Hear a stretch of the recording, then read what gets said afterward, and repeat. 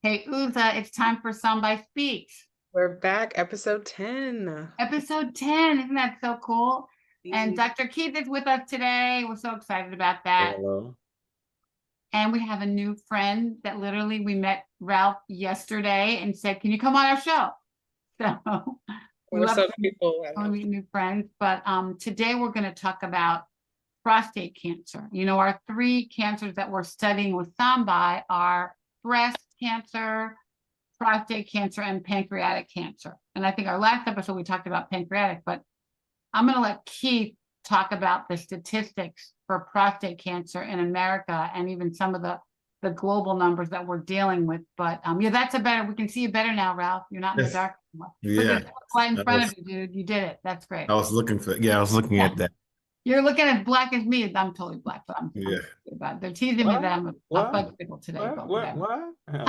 I couldn't tell that. Whatever. It's summertime, and I like being a bicycle in the sun. When everybody else is complaining about the heat is when I'm the happiest, and I'm out there in it.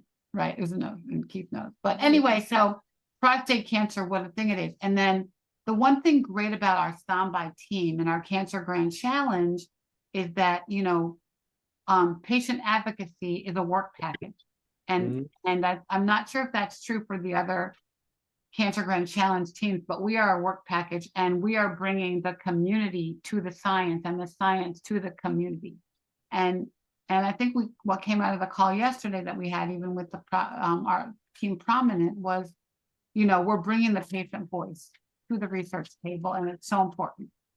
So let's talk about that. And I think we want to talk today about some of the numerous activities that Keith is doing in the Black community that we're now sort of bringing to the Sambai table, and some of the work that you're doing that we can sort of incorporate. But we're now seeing, or we've been saying it for as long as we've been doing our advocacy work and patient work, that without bringing the community to the table, we're not going to get anywhere. And the research success is going to be a result of the work that we do, connecting the science to patients.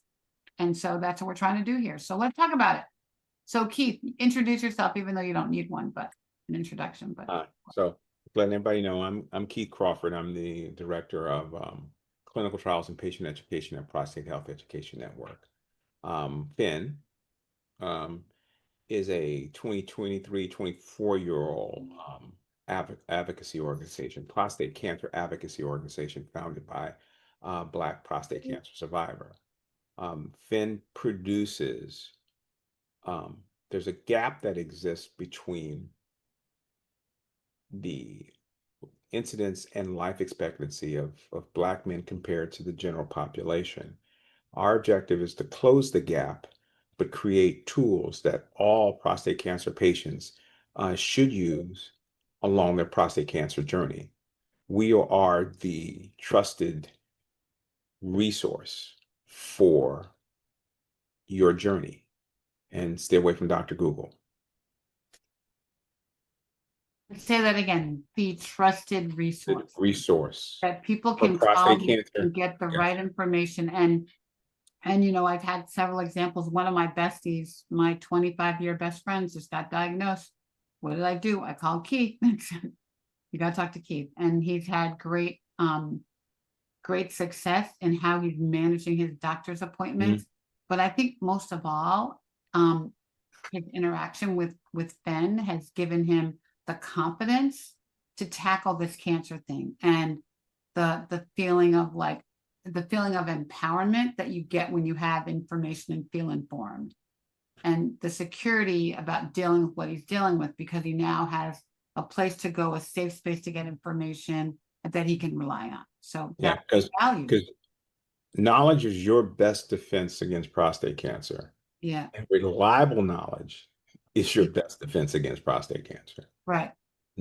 No Uncle Pookie talking about grapeseed extract or anything like that. I'm just respectfully Uncle Pookie. There's some more information, cutting edge, that changes regularly. Yeah. And I think as you do with prostate, we try to do with breast, and keep abreast. Exactly. What's the latest data? What's the latest stuff? So cool. I'm so glad you're here with us today. And from the journey, and the journey has kind of some categories. early detection screening saves lives, right? So if you're diagnosed with prostate cancer, when it's localized or early, your life expectancy that's documented by the CDC and the national and NIH is 95%, above 95%, 10 years. But the only reason why they stopped at 10 years is because they hadn't had enough information, had enough time to collect the data. But we're seeing people, the Thomas Farrington, who is the president of PHEN, was diagnosed, he's a 25-year prostate cancer survivor who was diagnosed with advanced prostate cancer.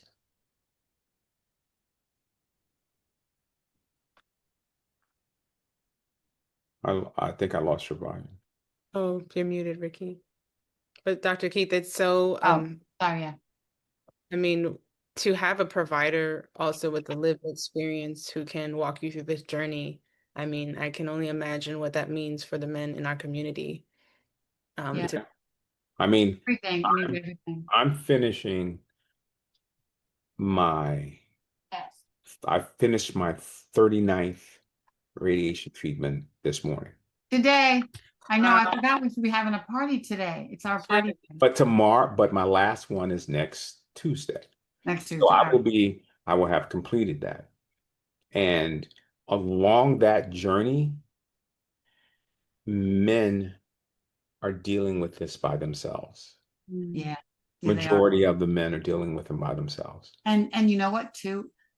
A lot of them are dealing it by themselves by choice. Because but because they're not talking about it, because they don't want to talk about it, because they're afraid to talk about it, because they don't. Because then that's why I said you change it away from like, these men are doing it. I said society has said these are the guidelines that men must follow in our society. Right. On the Titanic, when it sank, it was women and children first. They didn't say anything about men. Right. So right now, it's women and children. Right. And so that's what's been placed into our heads. Yeah. And it's not accurate in the 21st century. Yeah. But it's still, that's it. Who do we talk to? Right. It's from evolutionarily, women governed the community while men were out hunting. So when we talk about the difference between men and women transferred knowledge back and forth to allow society to flourish. Men were basically that support structure that went out, gathered food, and brought it back to the community. So it wasn't like a lot of communication that was shared. So we're in the 21st century. My grandmother said, "A broke hand's like a broke man. Can't do anything with him." So that's what I was left with at age 8. So what am I supposed to think about it? Right. So the issue is, is society making it comfortable for men? You want men to be vulnerable, but you don't really want men to be vulnerable. Right. You don't really want them to talk about it. Right. And there's no platforms to do that. Right. Well, I mean, PHEN. Yeah, I mean, other than PHEN, Yes. There's no platforms to really do it. But so Ralph, who are you? How do we find you? What's your story? Well, Ralph Stowe, Jazz for Prostate Cancer Awareness I founded that because of what happened to my brother James Stowe, who was a notable trombonist. Played on lots of albums as a trombonist. Was on the hit record "Funkin' for Jamaica." Played with a lot of other bands that needed his trombone ability. Did not know that he had prostate cancer until he was diagnosed at the late stage. And it was devastating to my family. And he had 3 other brothers, myself and my other 2 brothers. And his doctor said, you need to be checked because now since he has it. And we didn't think we had it, but of course, it's systematic. You don't feel that you have prostate cancer. Yeah, of course not. But unfortunately, all 3 of us, outside of my brother James, we were diagnosed with prostate cancer. Wow. We was Wow. but we was At early the same detected time, at the same time, at the same time. Yeah. Mhm. Um, Can I ask you a question, Ralph? When was your sure. brother diagnosed? When Yeah. How old was he? And well, when he he was was diagnosed? he was 58 at the time. And at 58, was he getting screened by PSA? No, was not getting that. Which can talk a lot about his health care, his health insurance, and the doctors that was on that platform. And that, and Ricky, that's that major point. And sorry for Ralph yeah. for interrupting. I want to step back a second. So, what year was your brother diagnosed for prostate cancer? How long ago? Well, all right. So he passed away in 2009. So it was 2 years before 2009. So it was 2007. Okay. So this is so important. So now if we go 20 or 18 years, right? 2007, yeah, 18 years 2 years forward. ago, yeah. There's and we're still struggling with this concept of screening. And so that's very important. I mean, Yeah, he didn't what get do screened. you, Yes. what are your thoughts? You Yeah. mean the president of the, and see, this is so, it goes back to the comment you made, Ricky, and I'm not pushing that point. You could talk about black men or men, but the president of the United States was diagnosed with aggressive metastatic cancer, Prostate cancer. prostate cancer in the United States of America. And he In was the majority 2025. population. So you can't say men don't. That's something is messed up when the president of the United States get diagnosed. So there's a message that men are receiving about their value when it comes to this disease. That's a pretty deep statement.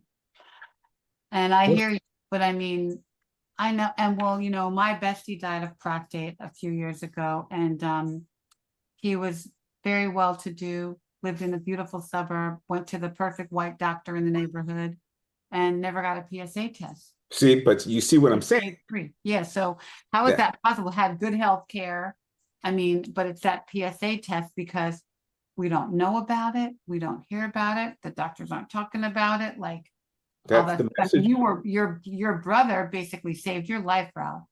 Yes, she did. And And so, we hear that a lot though. My friend Kenny, he had a twin brother. His twin brother got diagnosed and said, you better check your twin. Guess what? He had it. so let me, Ralph, now the question I ask is when your brother was diagnosed in 2007, he passed in 2009, Yes. and when were you diagnosed? 2000, right after he was diagnosed, I would say 2008 to be accurate. But you guys So, caught it early. You and your brothers caught it early.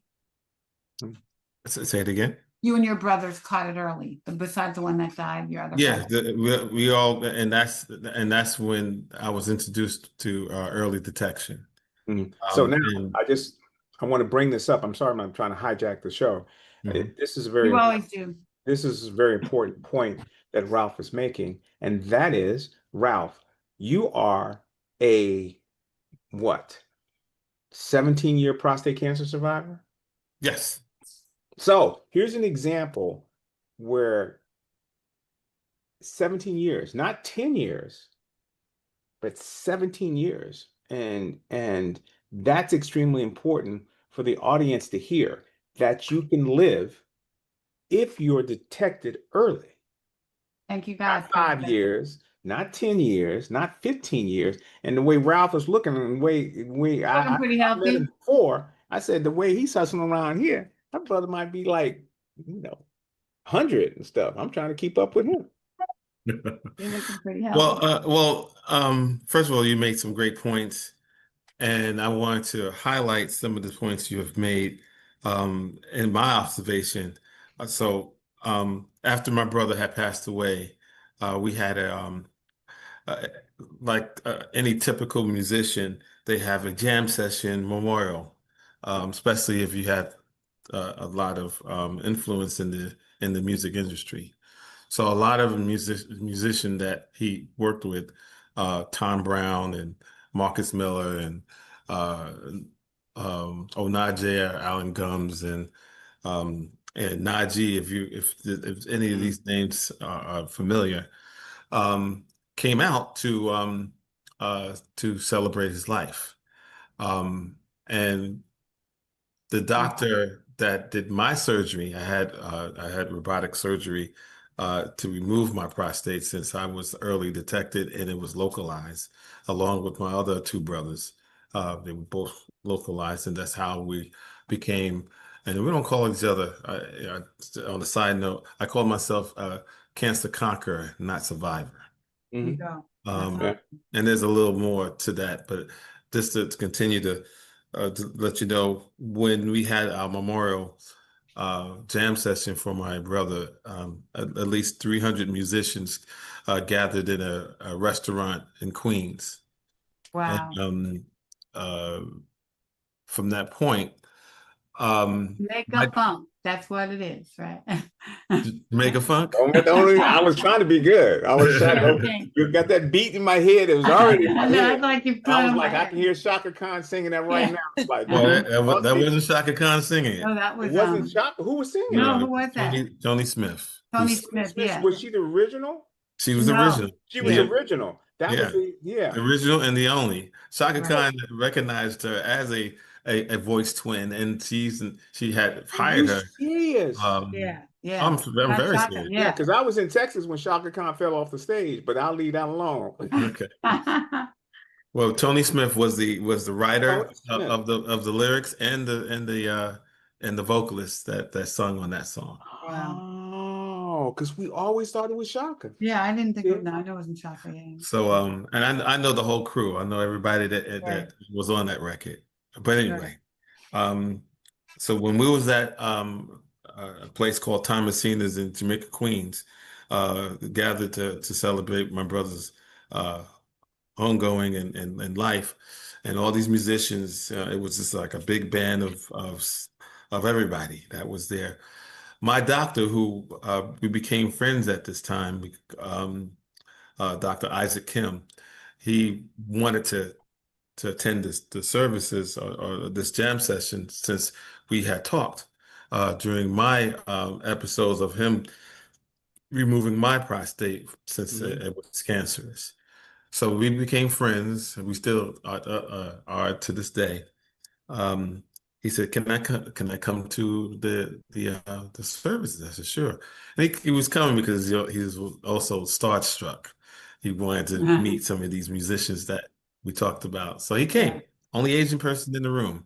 But he was, very happy to be there. So while we was there and there was celebrating his life, and different musicians came up.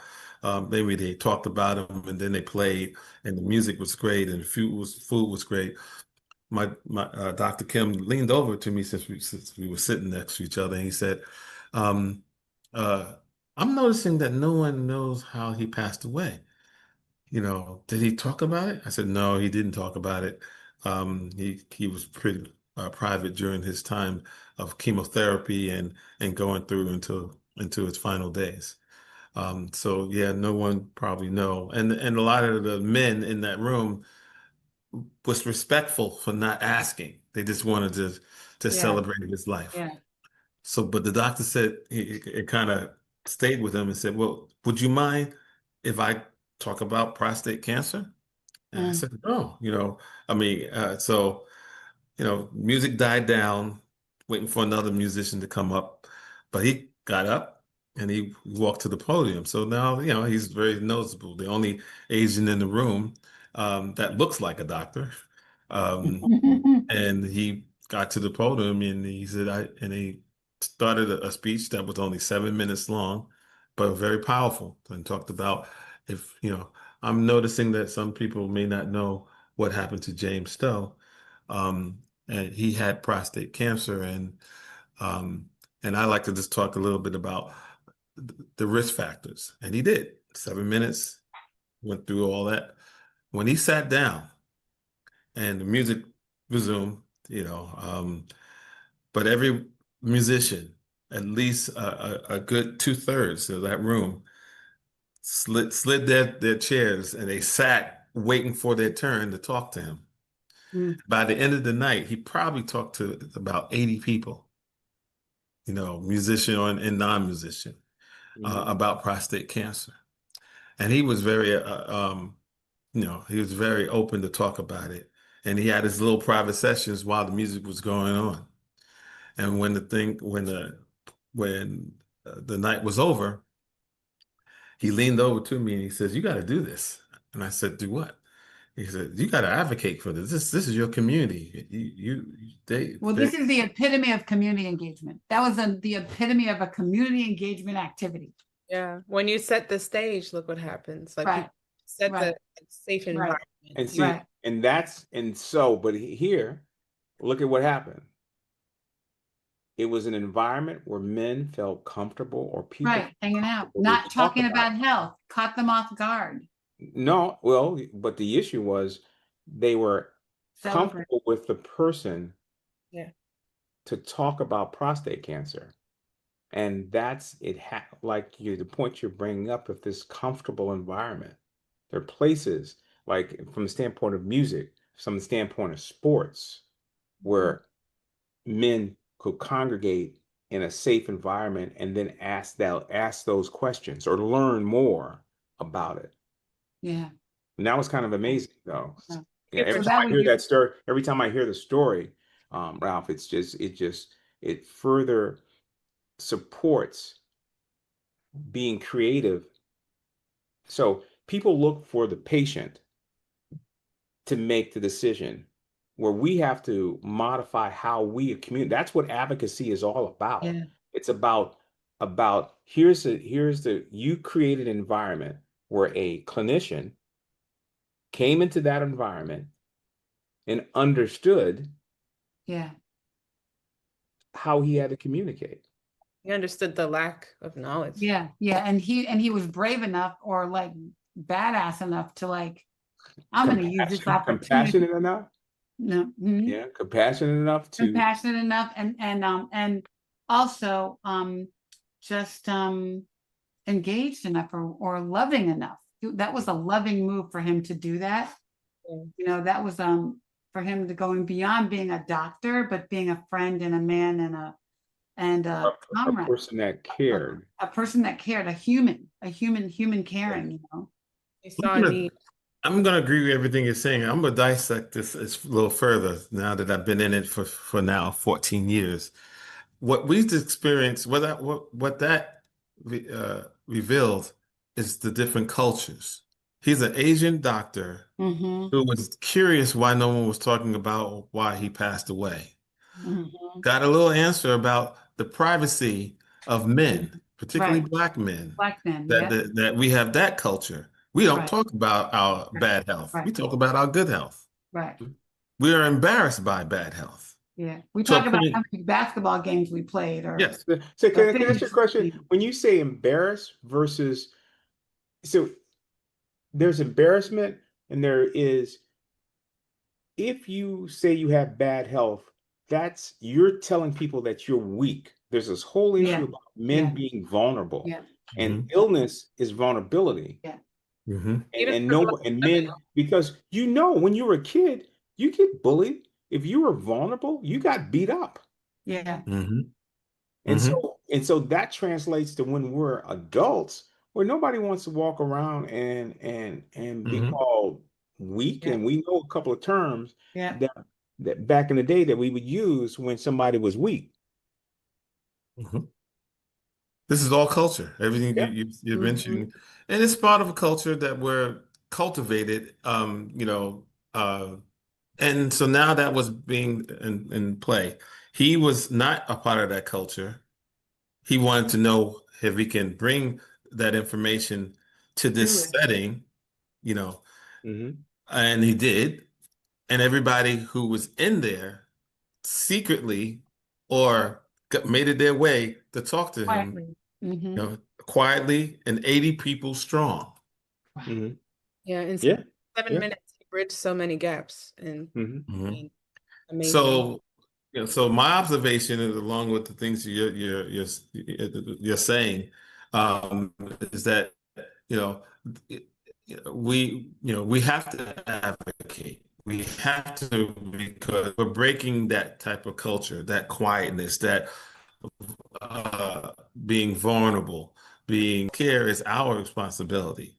We go to someone like a doctor we can hire, but we also can fire a doctor if Yes. Mhm. we're Be the CEO going of to your own be health. We say afraid. that every day. Be the CEO of your own health. Yes. But one thing I want to interject is this: we have a common disease with unequal impact. So prostate cancer affects men, okay, but it impacts Black men unequal to that of other groups, okay. And so just to kind of wanted to stop, just go over some numbers. So American Cancer Society predicts in 2025, 313,780 new cancer cases in the United States, 35,770 deaths in 2025. Okay. So, but the burden is heaviest on Black men. Black men. The incidence rate, 70%, twice the death rate. This isn't new. All right, This so isn't say that related to again. COVID. The incidence rate for Rate Black is 70, men. 70% plus. So and this is what we have to be very careful about when we talk about the disease and when we compare it. See, society compares it to the general population. We only make up about 14% of the population in the United States. So when you generalize and put all the numbers together, it's just, yeah, this is not that bad. It's not that increasing that much. But when you separate Black folks or people of African ancestry, and you look at the numbers, they're bad. They're And bad. nobody talks They're about it. bad. So now when I say the incidence rate is 70% higher for the general population, but if you compare it to different subsets of the population, it's higher. It'd be Yeah. 100%, 120% higher. Then when you look at the death rate, it can be twice or three times Three higher. times. But see, if you put the numbers together, it makes it easier to understand and accept. So I wanted to put that out there so the audience understands that this is what's happening, and we get lost in a generalization of the cancer, which we can't. Yeah. So Well, Keith, I think the other thing too, that the numbers are bad, but I think to Ralph's 17-year conquership is what I'm gonna call it, right? Conquer cancership. If you can catch it early with a blood test. Like, I mean, a PSA test, Yes. a simple blood test. And like, yeah, and the point it's is not that hard to get. You go to the doctor and you get a blood test and you find out and you track yourself. You talk to your people, you know your history, but you can go, like, I don't think you can prevent it, but you can catch it early with a blood test. and you can live. And you can live. And you can live. I mean, even Yes. breast cancer, we don't have a blood test. You gotta, find a lump, find something in here, right? Or find something. But and percent of women find their own lump, believe it or not. But still, because it's way before we would get a mammogram. But PSA is a simple blood test that you can ask your doctor for if they're not giving it to you. Dr. Keith, do you think the assumption is men are waiting to see some symptoms and they just don't think anything's wrong, so that's why it's a lot of factors.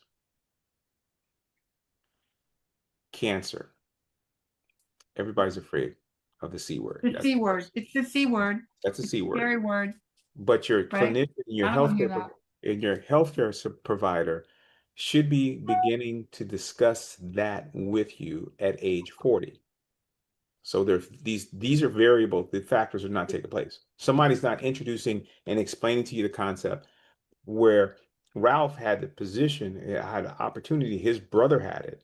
So now they quickly move to transitioning and being tested to catch it early, because your life expectancy is 100%. 100% in 5 years. 95 to 98% in 10 years if you catch it locally. And I had a question. I got a point before. Can I make this point before you Yeah, you yeah. make this question? You made it some you talked about some of the statistics that you found with American Cancer Society, which was actually the reason why I founded Jazz for Prostate Cancer Awareness, other than the model that I just explained. We used jazz to start the conversation.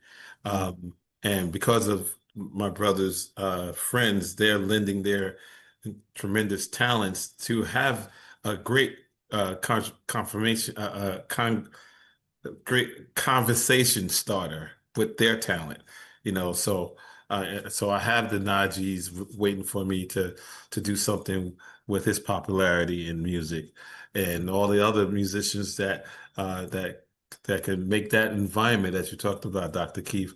That environment was safe for the people that want to hear this information. So that's what we're doing, and that's where my advocacy started.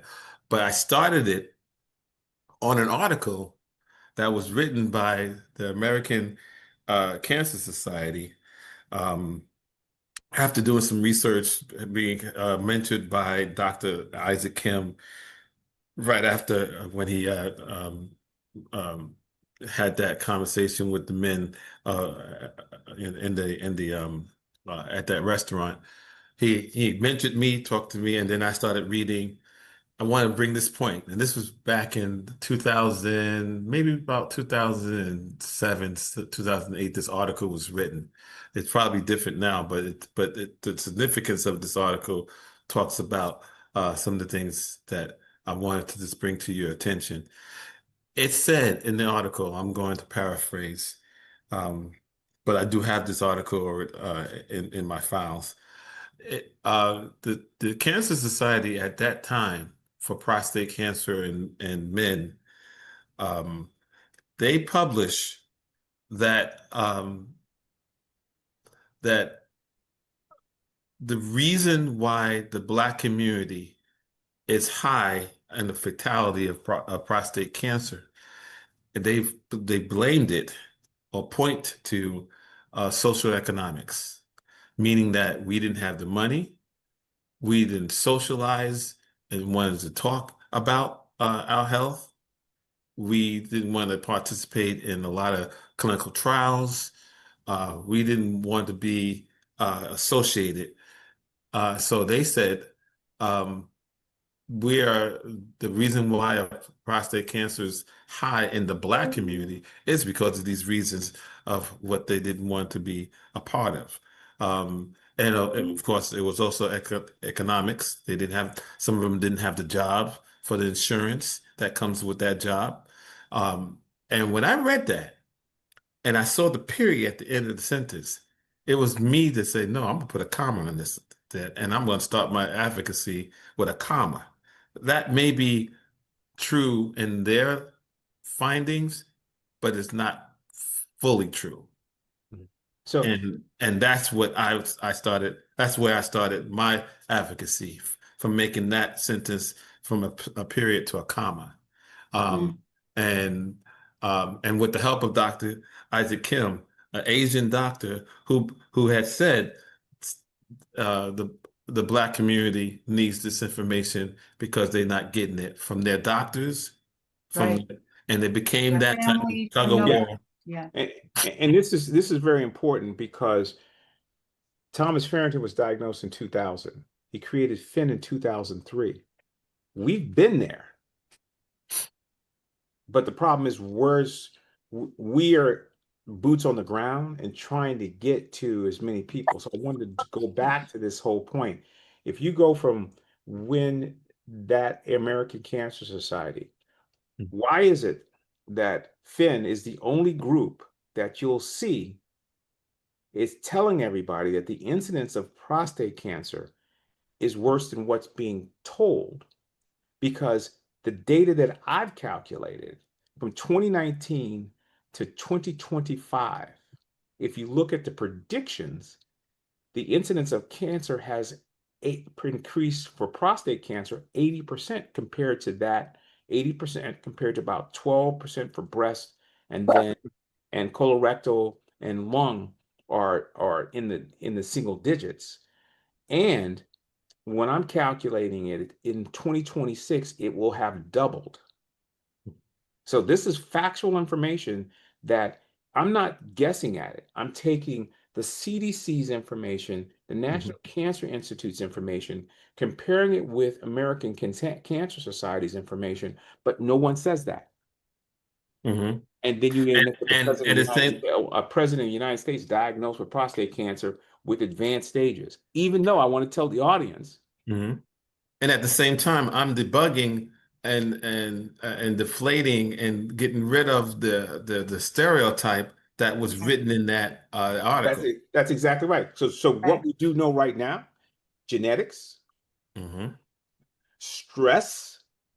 Nobody talks about the level of stress that Black men and Black women and Black that caused my breast cancer. are under.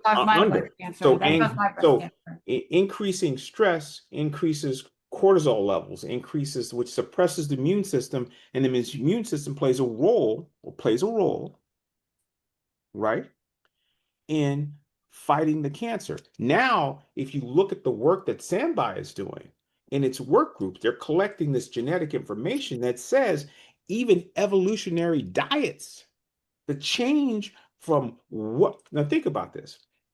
The time period between the beginning of slavery in this hemisphere, 1620 to now, that's a short period of time compared to the thousands of years that people of African descent were in Africa, their ancestors. So all of a sudden you come over here, and this is clear, you come over to the United States, you start eating a Western diet, then you start to destroy protective mechanisms that the body has developed, because it's always been survival of the fittest until modern medicine. We can fix it. We can catch it. Person can live. Still fried chicken. So now gut flora, genetics comes into play. And so why is it then that here's a bit of information that we have to understand. The information that impacts Black people is not, to a certain extent, newsworthy. There was a paper that was published in 2003 that compared, now look at the controls now, that means that there was fair, they compared white veterans to Black veterans. And what they saw was, in an environment, what did you say? Well, healthcare was the same. Everybody was treated fairly. Everybody was equal. That PSA levels for white men, when they reached 12, they were more likely or at a higher risk for prostate cancer. Guess what the number was for Black men? 3 times that. No, it's lower. The number is lower. Oh, no, it's lower. Okay. Yeah. 3 times lower. Well, I guess you're about right, Ricky, because it's 4. So now you have scientific proof. So I'm just bringing the scientific proof that states that there is a stratification or difference between the PSA levels between different ethnic groups. Yeah. That no one talked about, and no one's discussing that. And that's why docs like Dr. Kim were very important 17 years ago, because at least he was saving lives, because he was making sure Black men were being tested. He saved 80 lives that night. If you think about it, he saved 80 lives that night, right? And then you mentioned the influence of those. Then Ralph rolls around and starts his foundation. Think about the thousands of lives that were indirectly impacted by this music related to your musical message. And that's amazing. So there's a point that I want to bring up about screening, which is extremely important, and what the audience needs to understand. Thomas Farrington, founder of PHEN, there's an organization called the National Comprehensive Cancer Network. Okay, these are the folks that write the guidelines that all doctors should be following. So I'll say it again. They write the guidelines that all doctors are following. They look at the But research. they're They not look at based the on Black research. people. Yes, they do. They got, well, like I said, they look at the research and they're more advanced than the American Cancer Society. And when they're talking about guidelines, the American Cancer Society will be bringing out new data pretty soon. But these folks look at the research on and update the guidelines maybe twice a year. Yeah. So the point is this, that we want the audience to recognize, if you are a high risk individual, forget race. This is, because we got this issue about race. Okay, forget race. If you're a high risk individual, and what is a high risk individual? Someone of African descent. Yeah. Someone If you're with family Black, same history. thing with breast cancer. If you're Black, you're a high risk. Right. Same thing. Same thing of African ancestry. Same thing with a family history. Right. Same thing with the genetic background. So all of those things, we should begin screening, having the discussion of screening Yeah. a PSA test at age 40. And it's and Put your that in brother the was very system. important because he didn't get diagnosed until he was 58. So that means that the doctors weren't even screening him when they were supposed to screen him. Right. Right. They weren't. And then when they screening. come back, He and missed the screening opportunity because he was 58 when he got sick. Right. he should have been like, at the time, he should have been 50. Yep. They didn't even screen when they were supposed to screen. And they're still not doing it because there is a member of PHEN who was diagnosed age 44, been asking to be screened at age 40. He showed up in the emergency room with a PSA of 1400, symptomatic. Right. Wow. But with the technology, clinical trial participation, he's still living. Matter of fact, the brother's about to get married. Wow. So we don't want people to hear that message that if you have advanced disease or aggressive disease, the term whatever they use for President Biden, to give up. Yeah. I think Right. President Biden has had an opportunity to come back and tell people, I'm on, moonshot Mhm. initiative. I Look, know his son, all the cancer we worked on Moonshot and like all the stuff. It's a shame that he didn't have a PSA test. That's and he had crazy. a family history of it. Family history. all of it. And he was the president of the United The States. president of the United States gave him the best care. And like, if you don't care about the president of the United Yeah. States, I'm like, wow. Yeah. Yeah. All right. So go back for a second. So I think that Oh, can I say something finished? So just to be all clear, right, hurry up. begin screening at age 40, and don't fall for this. You should stop screening at age 75. Oh, No, no. I'm putting that in the the guidelines, you should begin that discussion, and depending on how healthy you are, will determine when you start screening. And so the problem is that once you are diagnosed with prostate cancer, your eating changes, your diet, your exercise changes, the sleep habits change, so you can live. So I want to put that, I want to make that little caveat that everybody else, don't say, because your doctor said, well, you're 75, you don't need to screen anymore. Look what President Biden. But right now, are you healthy? And if you're healthy, then, and you anticipate to live 10 years, then screen. Yeah. Dr. Someone in the comments actually said, so what are people doing? What are men doing to live so long? Well, I guess it's thinking about someone like Ralph, Ralph, what'd you change? I'll tell you what I changed. Well, my diet is changed. You changed your diet? Yeah, I changed my diet. In what way? I try to be more mindful of processed food as far as unprocessed food, getting rid of a lot of the sugary drinks and treats, trying to eliminate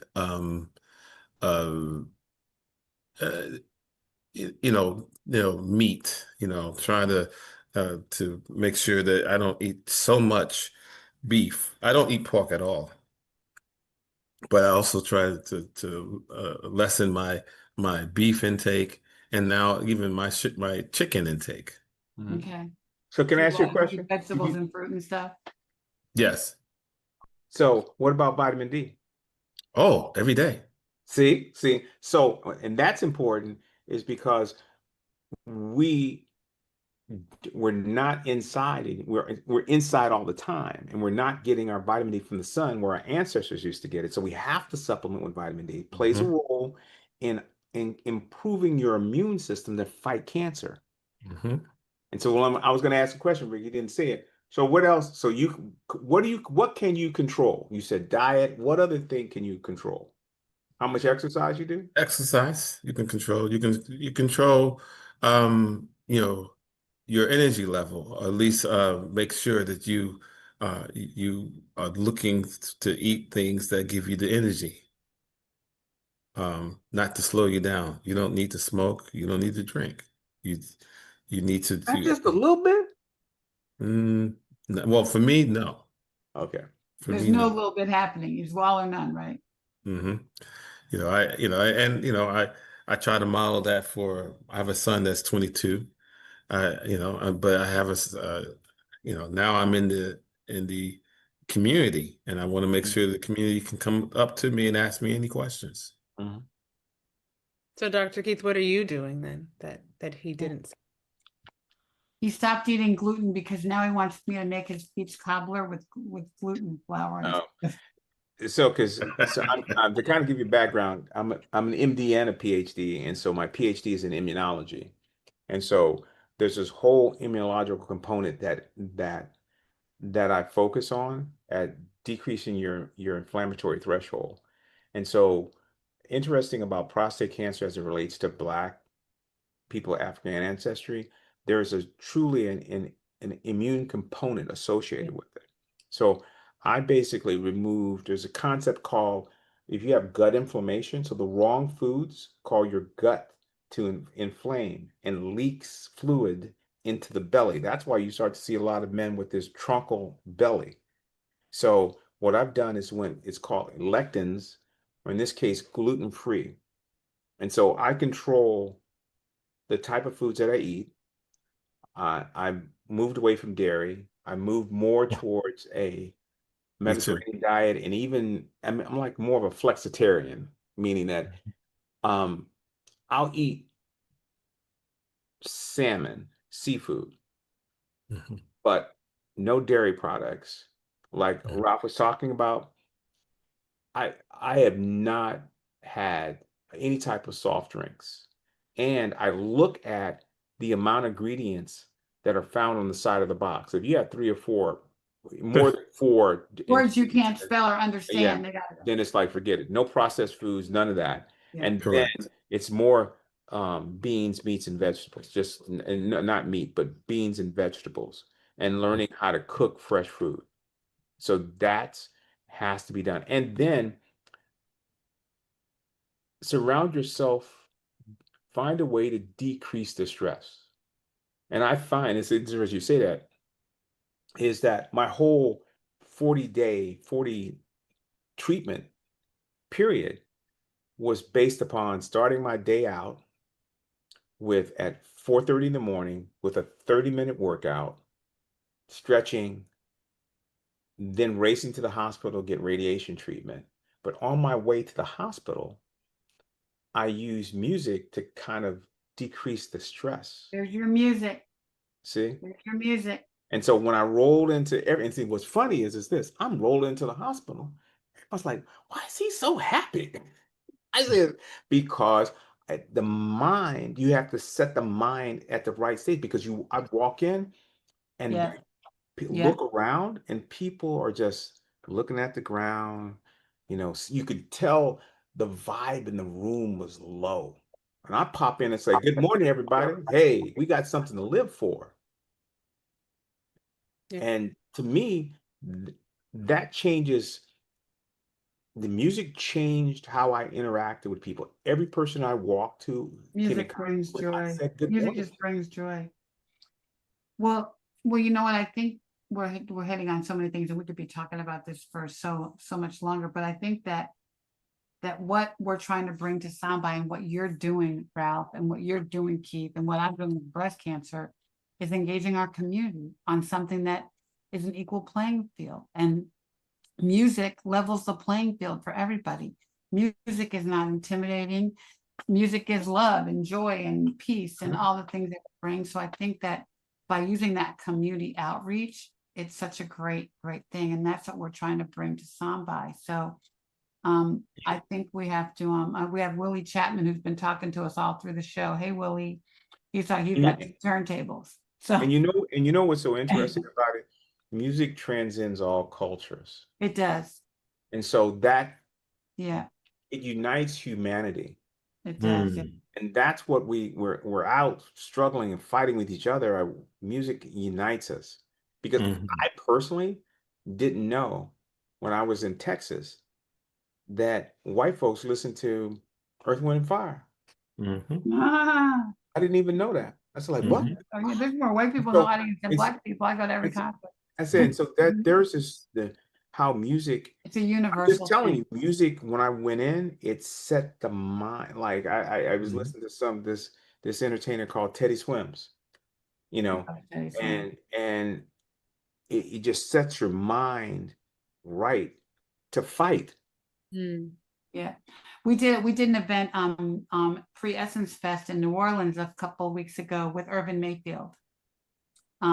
He performs at the Blue Nile every Thursday night, and so we did a fundraiser event for one of our local blesties in New Orleans, and it was just like such a great thing to do. So I was able to talk about breast cancer to these people who came to hang out with Irvin Mayfield.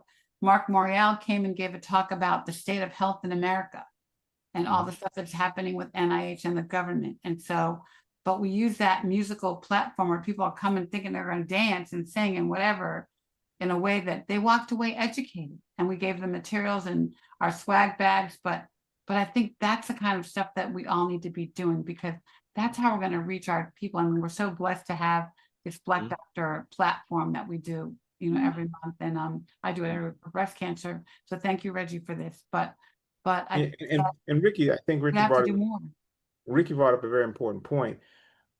Yes, there's changes in the federal government, but I call it TPSA, and PSA doesn't have anything to do with prostate cancer. It's just TPSA is troubleshoot, problem solve, and adapt. That's what we've always had to do. Ricky, we're using, you know, music and sport in our case, or in something that Ricky and I were thinking about is working with some groups who have sporting events like boxing, and then getting men who, if it's music or sports, they can come. Well, I like to say we go where Black women live, work, play, pray, and slay. So same thing for Black men, music and sports, right? So music is well. Let's get some food. You throw some barbecue in there. And some food, yeah, some food. These Black folks go to some barbecue. It's like, what is that barbecue pit? I said, like, yep, it's a pit, one of them barrel pits. He said, like, well, let's stop there. You know that barbecue's good. But I just wanted to say that we have to go to where the people are, and society is saying that the patient has to step up. The physician is the one that's educated. The healthcare person is educated, and they must reach down. The issue is they can't reach down far enough without grabbing the hand of advocacy, so we can go a step further. Absolutely. And pull everybody up. Yep. You're not in this. All the community, we're all together. We're all in this together. Yeah. And up to you, Ralph. Thank you so much for being a part of this conversation and sharing your story and your brother's story. Ralph, before we close out, Ralph, what are you doing soon that people can be aware of? How I put your website in the chat, but what are you doing? Anything soon? Any concerts? Anything people can be aware of? Can we come? Yes and yes. I just been invited to another community outing. It's going to be on on August the 16th. It's a Saturday. It's in Jamaica, Queens, where I was born and raised, and it's being hosted by a very prominent lawyer by the name of Mr. Hopkins, Everett, what's his first name? Well, Mr. you know what? Hopkins. Send me the info, Yeah, and I will put it in yeah. the comments for the show and on Facebook, and so everybody can see, who's in the neighborhood. And I will. And the thing is, we're also going to provide free screenings to that. awesome. Let's publicize it. Send me Mhm. your social media about that. We'll post it Mhm. on our social media. Keith can post it, and Yeah. awesome. And then I'm trying to get you to come on. Everett Hopkins. I'm sorry. I just want to Everett make sure. Hopkins. Everett Hopkins. Okay. Yeah, And what day I'm is trying. it? We'll just send me the info and we'll post it in the comments, people. Okay. Dr. And Keith, Dr. Keith, I just wanted to just remind you, if you didn't remember, I sat on one of your panels Oh, for with PHEN. Pfizer. Yes, that's right. That's what I said. Because we still want to get you up here to Boston. Mhm. Because I have an ideal about Franklin Park Okay. and you and a jazz and screening. Because we've already done, like, say, for example, I Mhm. mean, last June was very difficult. Not difficult. It was inspiring, inspirational. We've touched a lot of lives. Each Saturday, working with Howard University, Mhm. PHEN would go to a different church in the DMV and host an educational session and free screening. And so we hear the stories, we understand how men are thinking and talking. We have an answer. Because remember, prostate cancer is probably the only couples disease that exists. And we had the opportunity So is here, breast. Well, breast is right there too. but it's not a couples disease sexually. That's the difference. Well, Because yeah, I mean, boobs can be a sexual thing. yeah, but I It's read not the same as, it's not the same. I hear. I'm just saying. But it impacts the We were experience. talking about guys, so when we Yeah, I get got talking you. about All right, I'll guys, shut up. I'm shutting up. we I'm get shutting up. derailed. But I understand. We was trying. That's all we have is what we classify as our manhood. That's the sexual aspect of it, because you completely remove that aspect of because you're not functioning. If you're not functioning, then you're not a valuable person in our society. So that's the point that I was trying to make when I said couples disease, because the reason why it's a couples disease, because it's a disease that you bring in your spouse, Family, your loved to your one. family. Yeah. Yes, no, your Your spouse, spouse. your spouse Well, yeah. has to come in. I Directly mean, relationship. Yeah. yeah, that relationship can be destroyed because the intimacy is lost. And so I'm not saying that intimacy wouldn't be lost with women, but the issue was with men. There's not a lot the support that you get is from the wife or the girlfriend that you're intimate with, and then if that's gone, then it's gone. You're left alone. But anyway, But they're not alone, right? not alone. They're not alone. Not alone. Keith, I'm just going to give a brief and you can. let me just I put some stuff in the chat too. Here, I'll put that in the Facebook chat comments. People can't see it here, but also Keith and I are working on a boxing match. To bring men together. It's actually a global opportunity that we're working on. So it's a boxer in London. You tell me the name, and a boxer I remember the Nigeria boxer because his name is the president. The Braxton Hammer. The Braxton Hammer against the president from Nigeria. Yeah. And we're going to be boxing on August 23rd in Nigeria, but there's a big pay-per-view outreach and availability to watch the fight, and they're going to do free screening and give us some proceeds from that to do more advocacy work. So all these things in the community, we're doing an event in Martha's Vineyard. We've been talking about this. If you're going to be in Martha's Vineyard, August 9th to the 23rd, we have a whole Black Health Hub that we're doing. And so look out on our social media. I put that in the comments too, at Touch BBCA. And then we'll continue all these Sambai stuff. I'm putting all these things into the comments, you guys, that you're putting in. So it's going to be, if you haven't been into the vineyard, it's not what you think. It's going to be live. Have fun. and you can learn about your health and how to live a good, how to improve your quality of life. And I think that's this event will, because really, who do you have an opportunity to speak to candidly with people where you have industry leaders and people from different walks of life all together at the vineyard who learn about here too. Black. And we need to work with you more, Ralph. You know, you need to help us stay in touch with you. Give us, once you tell us what you're doing, we'll post it. And then I think ultimately a lot of these things will be places where we can actually recruit some patients for Sambai and continue this research, you know, because not only are we going to be, you know, Sambai is going to change the game on cancer research. It is. I mean, just the data that the different work groups are collecting have identified points of testing and biomarkers that could be a potential impact for not only for Black folks, people of the African diaspora, but for all people. Especially in the Mediterranean area. Ralph, I'm sorry, Ricky. Ralph, did you know Frankie Ross? Doesn't sound familiar. He was out of LA. I was just wondering. That music circle. He was doing some stuff in that area. We are over time. This was an amazing conversation. I wish we could keep talking. But thank you both so much for being here. Let's bring you back at some point. Let's keep the conversation going. Because aren't we supposed to, Ricky, aren't you supposed to have some kind of jazz link to this?